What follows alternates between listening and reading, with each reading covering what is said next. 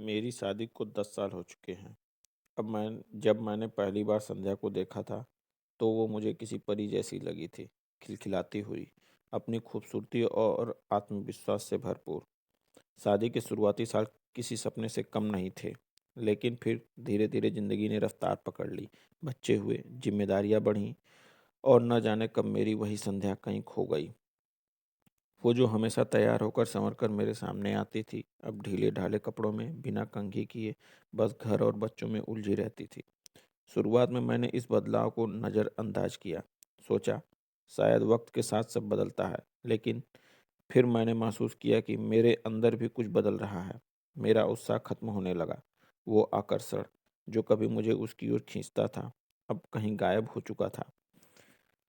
अब मैं घर में ज़्यादा वक्त बिताने के बजाय ऑफिस में देर करने लगा, मोबाइल में व्यस्त रहने लगा, दोस्तों के साथ ज़्यादा समय बिताने लगा। मैं खुद नहीं जानता था कि मैं किस चीज़ से भाग रहा हूँ, लेकिन कहीं न कहीं मैंने संध्या में रुचि लेना छोड़ दिया था। मुझे याद है वो शाम जब मैं घर लौटा था, संध्या कमरे में खड़ी आईने में खुद को देख रही थी। उसके चेहरे पर एक अजीब सी उदासी थी, जैसे वो खुद को पहचानने की कोशिश कर रही हो। मैं बिना कुछ कहे चुपचाप वहाँ से निकल गया, लेकिन उसके चेहरे की वो झलक मेरे दिल में अटक गई। अगले कुछ दिनों में मैंने एक अजीब बदलाव देखा। संध्या ने खुद पर ध्यान देना शुरू कर दिया था। बालों को संवारना, हल्का सा श्रृंगार करना, पुराने ढीले कपड़ों की जगह सुंदर सूट और साड़ियाँ पहनना, ये सब धीरे धीरे होने लगा।